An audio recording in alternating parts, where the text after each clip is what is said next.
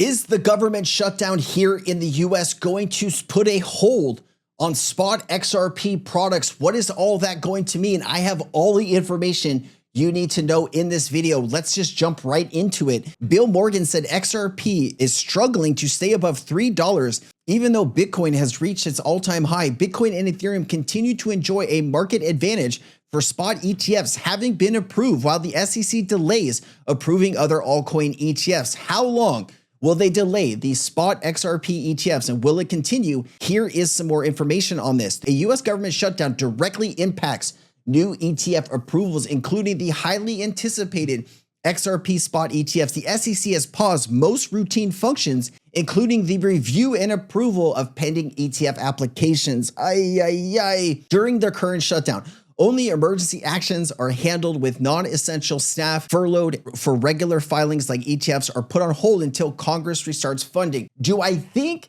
the shutdown has anything to do with the spot XRP ETFs? Absolutely not. I think this is a larger problem between warring parties. I don't think it has anything to do with crypto. That's just my personal views. You can let me know down in the comments what you believe. How the shutdown affects the ETF approvals: the SEC cannot process or approve new ETFs, including crypto spot ETFs like XRP, during the shutdown because the necessary personnel are considered non-essential. All crypto ETF applications are paused, creating regulatory uncertainty and delaying expected launch windows. This impacts crypto products across the broad spectrum, not just XRP. Electronic filing systems like Edgar remain open, so applications can still be submitted, but no action will be taken until the shutdown ends. Here is the status of other spot ETFs. Several XRP spot ETF filings have been awaiting SEC deadlines, October 18th to 24th this month. Industry consensus and prior regulatory developments have positioned October as a likely month for approval, but the shutdown stalls any forward movement until government operations are restored. Once the shutdown ends, a substantial backlog of filings may be processed quickly, potentially leading to a wave of ETF launches. Now, these XRP ETF products were already at the front of the line. We are about to get an answer on these. I believe they will address this first. If they don't, I would imagine there's going to be some really upset lawyers in the XRP space that'll have no problem going to court and filing to get these ETFs approved. Now, do we want that? Absolutely not. But I do think there are some qualified people who are just waiting to pull the trigger on this if the SEC continues to delay. And so here is what we're looking at: Grayscale, iShares, Bitwise, Canary Capital, Wisdom Tree, Franklin Templeton, CoinShares, just to name a few. Stetis also believes BlackRock is going to file an iShares XRP trust. SEC approves all spot XRP ETFs. Ripple secures a US banking license. All major companies adopt XRP for treasury use. Ripple challenges Swift for global dominance. These are all things that the XRP community believes in their heart will happen. Also, you did see Ripple win an award here at the last week's Pay 360 Awards organized by the Payments Association. Ripple was victorious in the best innovative with digital currencies or assets category. You don't say, right? This award underscores the real-world utility of digital asset-enabled cross-border payments, and this is a huge endorsement of the work we are doing to advance the technology in UK, Europe, and around the world. Thanks to our clients and partners and the industry peers, including category sponsor Thunes Payments, all of whom have helped us get to where we are today. A massive shout out to the superb colleagues in the UK and Europe who have been working tirelessly to build the future of finance. Love to see it. Congratulations, Ripple.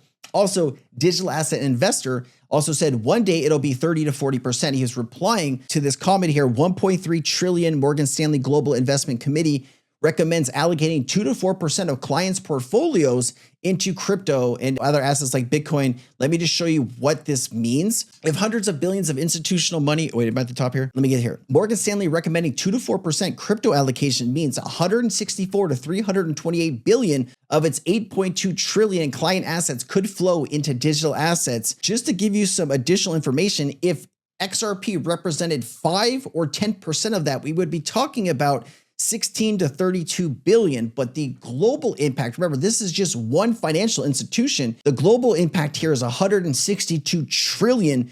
2% of that could be 3.24 trillion, and 4% could be 6.48 trillion. Now, Digital Asset Investor believes over the next few years, it could be 30 to 40%. Obviously, if we got those type of numbers, you would be talking about 30 to 60 trillion all headed for the blockchain space. And if Ripple can get 5 to 10% of that value, we would be looking at some pretty insane prices for XRP. Now, Crypto Eerie did post about this new Marcus Infanger clip, a story. Let me go ahead and read you the story, and then I'll read you Crypto Eerie's response. It says, Senior Vice President of Ripple X may coexist of dollar and KR stablecoins. Ripple XRP will be advanced mortgage assets. This is going Japanese to English, so if it's a little messed up, I do apologize.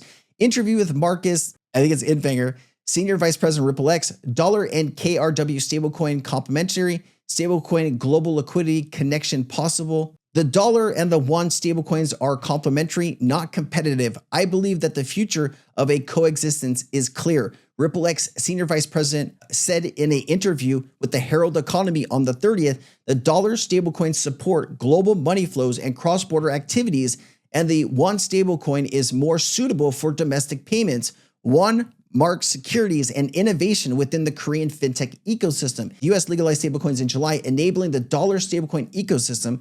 Countries with weak currency base and those without their own currency stablecoins are facing a sense of danger that the dollar stablecoin will be transferred to the real economy, which means they are worried that the US dollar might surpass their own currency in their country. Now that it's easier for anybody to access dollars globally, will that play a role going forward? That's what they're talking about here. Infanger's Senior Vice President said the dollar stablecoin will continue to play a dominant role in global liquidity, in-depth trading markets, and areas that require cross-border payments, international transactions, and institutional collateral, and global DeFi activities as neutral choices, as they are linked to a dollar-driven financial system. At the same time, it's so-called the won stablecoin a substantial opportunity and pointed out the possibility of being linked to global liquidity.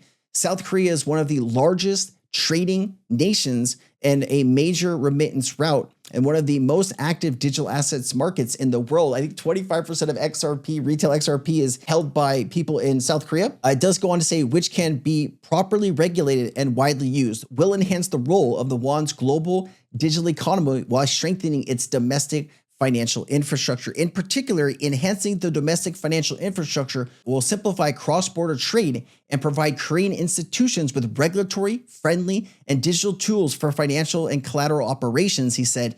It will support stable, familiar, and reliable payment methods for domestic companies and consumers, and at the same time, connect with global liquidity. In Korea, the second stage of virtual asset law, industry rights law, was also prepared, and the agency's rapid adoption would be possible if the reciprocal operation was secured. Interoperability means a smooth cross-border movement across platforms and jurisdictions.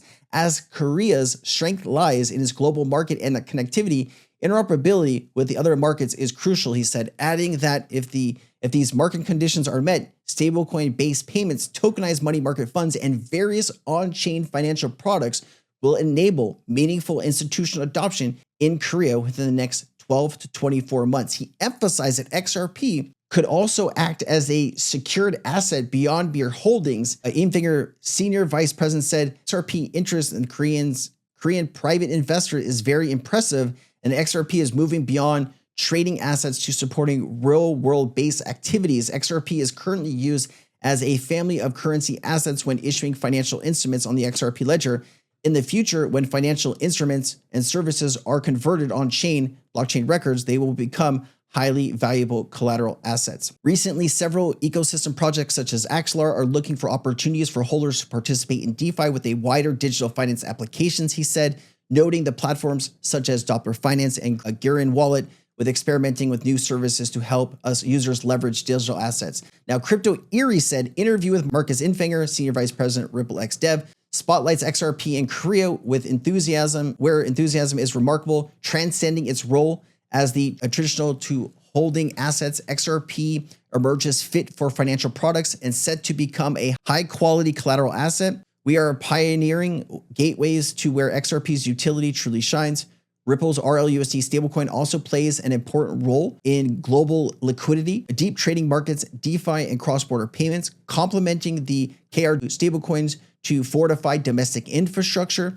streamline cross-border trade, and furnish instruments for Korean institutions' financial and collateral needs, reinforcing Korea's stature as global trading and remittance titan.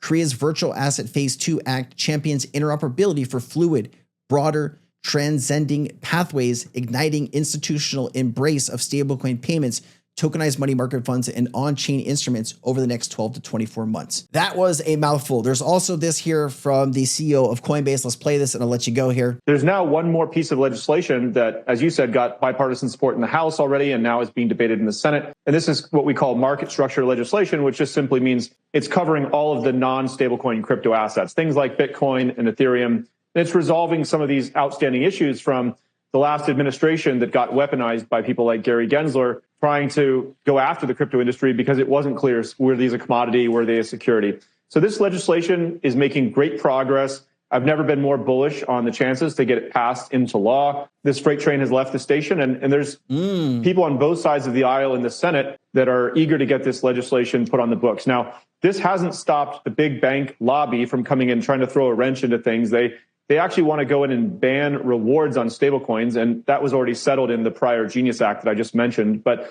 I'm not too worried about it. The senators we spoke to aren't really going to entertain reopening that issue, and so hopefully this legislation gets passed into law very soon. There's now one more piece of legislation. All right, we'll see what happens. I know banks are trying to repeal parts of the Genius Act because they are afraid of the yields stablecoin companies can offer customers. The average yield that savings account or banks can offer customers is anywhere from like 0.4% all the way up to a few percent, depending on how much money you have. How are you going to be able to compete with 8 or 10%? That is what banks are most worried about. The crazy part is banks had a seat at the table. They didn't say anything then. Why are they saying something now? I'll see you next time, guys. Thanks for being here. If you got any value, you can like the video. You can leave a comment down below. Share the video too. Have a fantastic and wonderful day. Aloha. Nothing in this video should be taken as financial advice. This is for entertainment purposes only. I am not a financial advisor. Please seek financial advice if you need it. Let's get back to the video.